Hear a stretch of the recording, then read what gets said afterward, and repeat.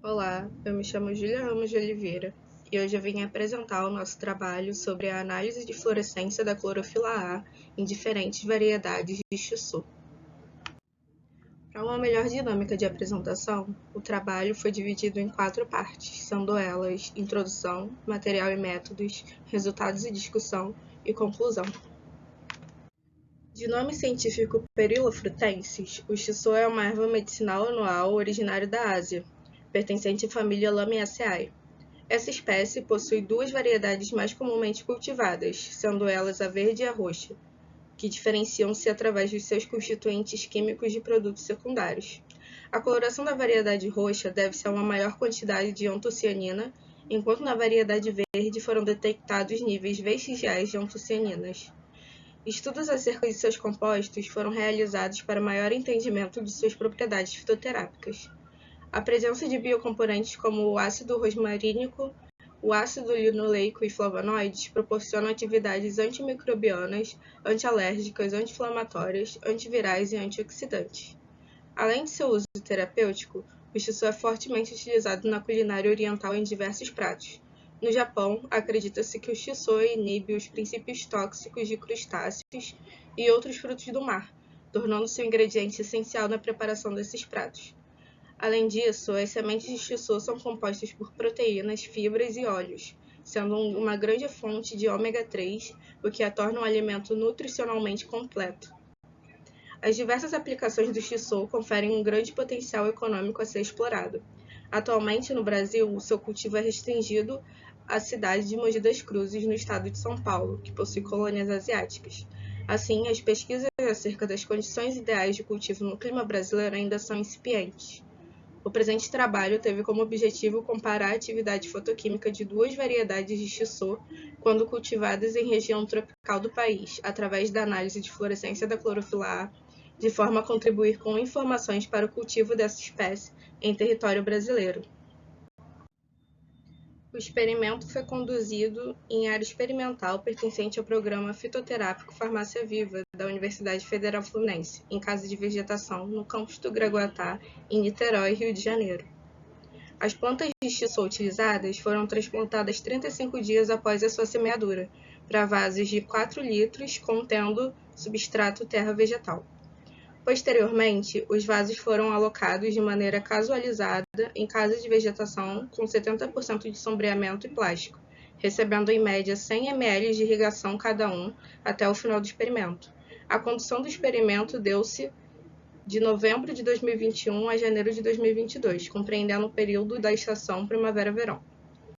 A análise de fluorescência da clorofila A foi realizada na parte da manhã, 35 dias após o transplantio, onde as folhas foram previamente adaptadas ao escuro através de um clipe fechado durante um período de 30 minutos.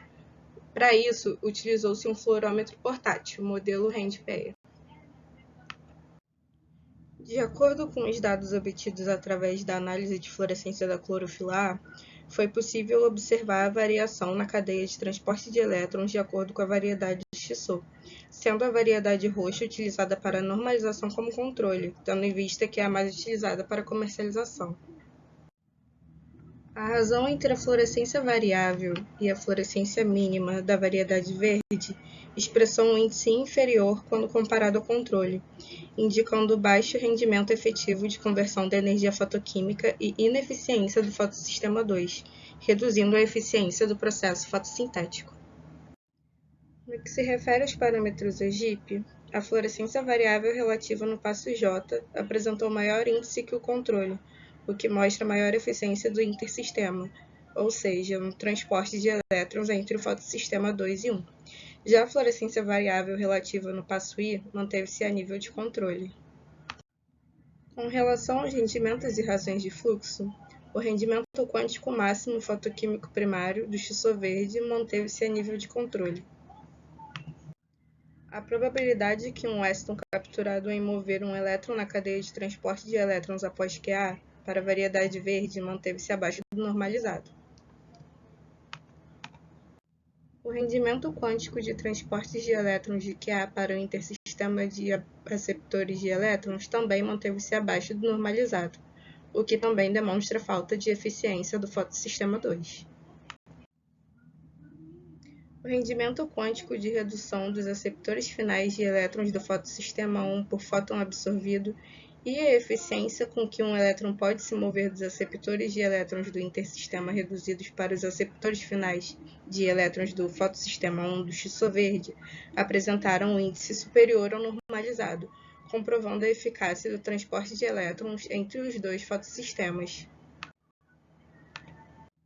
Acerca dos parâmetros de fluxos específicos ou atividades expressas por centro de reação, o fluxo de absorção por centro de reação, o fluxo de energia capturado por centro de reação e o fluxo de transporte de elétrons por centro de reação mantiveram-se a nível abaixo do controle.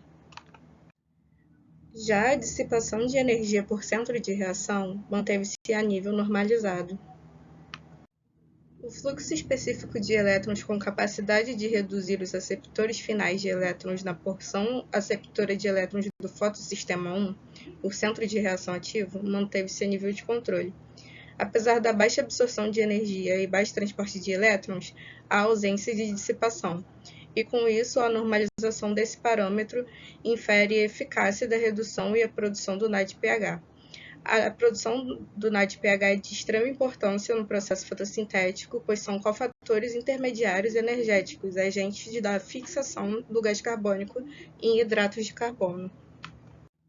No que diz respeito aos índices de performance, o índice de performance total, relacionado à conservação de energia dos fótons absorvidos pelo fotossistema 2 até a redução do intersistema de aceptores de elétrons, demonstrou-se inferior na variação verde, indicando novamente a ineficácia do fotossistema 2.